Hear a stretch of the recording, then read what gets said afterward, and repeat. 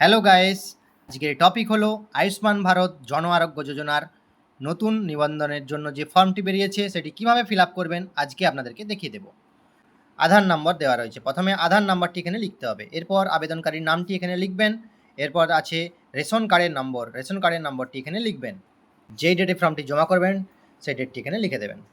এরপর আছে বিভাগ, মানে কোন ক্যাটাগরির রেশন কার্ড রয়েছে তাতে আপনারা টিক করবেন। এরপর আছে আধার কার্ডের সাথে যুক্ত মোবাইল নম্বর, এখানে আধার কার্ডের সাথে যুক্ত মোবাইল নম্বরটি লিখে দেবেন। এরপর আছে লিঙ্গ, পুরুষ হলে পুরুষে টিক করবেন, নারী হলে নারীতে, অন্যান্য হলে অন্যান্যতে। এরপর আছে জন্ম তারিখ, অ্যাপ্লিকেন্টের জন্ম তারিখটি এখানে লিখে দেবেন। এরপর আছে সম্পূর্ণ ঠিকানা, এখানে আপনাকে পুরো অ্যাড্রেসটি দিতে হবে। এরপর রয়েছে জেলা, জেলার নামটি লিখবেন, ব্লকের নামটি এখানে লিখবেন, গ্রাম পঞ্চায়েতের নামটি এখানে লিখবেন, পরিবারের প্রধানের নামটি এখানে লিখে দেবেন। এরপর আছে পরিবারের মোট সদস্য সংখ্যা কজন লিখে দেবেন। এরপর অ্যাপ্লিকেন্ট মানে যে আবেদন করছে তার এখানে প্যান নাম্বারটি লিখে দেবেন। এরপর আছে নির্বাচনী বিবরণ, যদি 18 বছর বয়স হয়, মানে যে আবেদন করছে তার যদি 18 বছর বয়স হয়ে থাকে, তার যদি ভোটার কার্ড নাম্বার থাকে এখানে লিখবেন। এসি নাম্বার মানে বিধানসভা নাম্বার, বিধানসভা নাম্বারটি এখানে লিখে দেবেন, ভোটার কার্ডের পেছনে রয়েছে। এরপর আছে part number, serial number, voter list download করে সেখান থেকে খুঁজে এই দুটি লিখে দেবেন। এরপর আছে স্বাস্থ্যসাথী বিবরণ, স্বাস্থ্যসাথী কার্ড থাকলে তার 17 সংখ্যার যে নাম্বারটি রয়েছে সেটি এখানে লিখে দেবেন। এরপর আছে যোগ্যতার মাপকাঠি, যদি গ্রামীণ এলাকা থেকে ফর্মটি ফিল আপ করে থাকেন তাহলে এই বক্সগুলিতে টিক করবেন, আর যদি শহর এলাকা থেকে ফর্মটি ফিল আপ করেন তাহলে নেক্সট পেজে রয়েছে সেইগুলিতে টিক করবেন।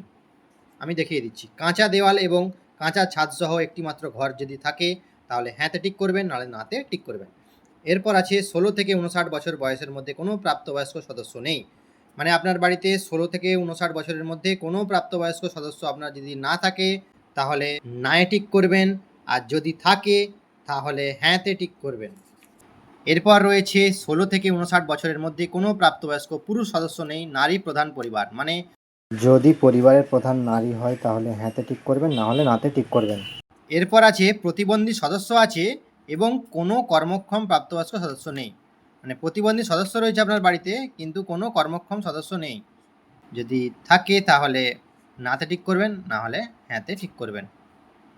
এরপর আছে এসসি অথবা এসটি পরিবার সমূহ, আপনার পরিবারটা যদি এসসি এসটি ভুক্ত হয় তাহলে হ্যাঁতে ঠিক করবেন, যদি না হয় নাতে ঠিক করবেন।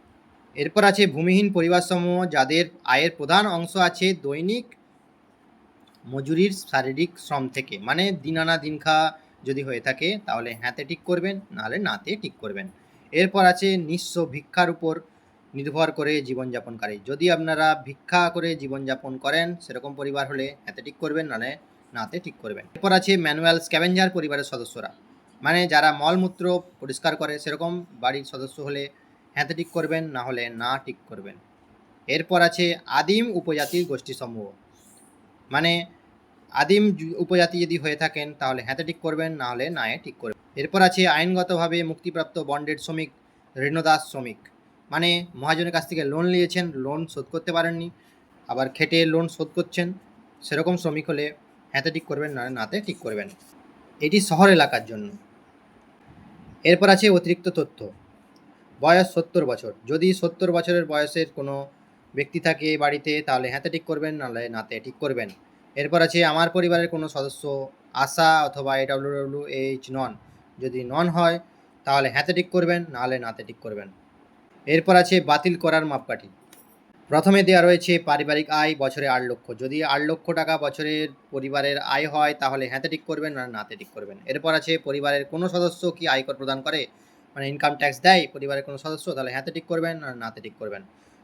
এরপর আছে SIR অথবা WBLA 2026 ভোটারের জন্য ASD তালিকায় নাম পাওয়া গেছে, যদি পাওয়া যায় তাহলে হ্যাঁতে টিক করবেন, নাতে টিক করবেন। এরপর আছে SIR আপিল ট্রাইব্যুনালে মুলতবি রয়েছে, যদি মুলতবি থাকে SIR এর ট্রাইব্যুনালে তাহলে হ্যাঁতে টিক করবেন, না নাতে টিক করবেন। এরপর আছে মুলতবি রয়েছে CA আবেদনে, যদি CA আবেদন মুলতবি থাকে তাহলে হ্যাঁতে ঠিক করবেন, না নাতে ঠিক করবেন। এরপর আছে অন্নপূর্ণা যোজনার উপভোক্তা তালিকা থেকে উপভোক্তার নাম বাদ দেওয়া হয়েছে, মানে অন্নপূর্ণা যোজনার মানে উপভোক্তার তালিকা থেকে যদি আপনার নাম বাদ দেওয়া হয়ে থাকে তাহলে হ্যাঁতে ঠিক করবেন, তাহলে না হলে নাতে ঠিক করবেন। এরপর আছে আবেদনকারীর ঘোষণা সম্মতিপত্র, এখানে আপনারা একটা টিক করবেন, আর পাশে যে স্বাক্ষর জায়গাটা আছে এই স্বাক্ষরের জায়গাটাতে একটি স্বাক্ষর করে দেবেন। আর যদি স্বাক্ষর করতে না জানেন বুড়ো আঙুলের ছাপটি দিয়ে দেবেন।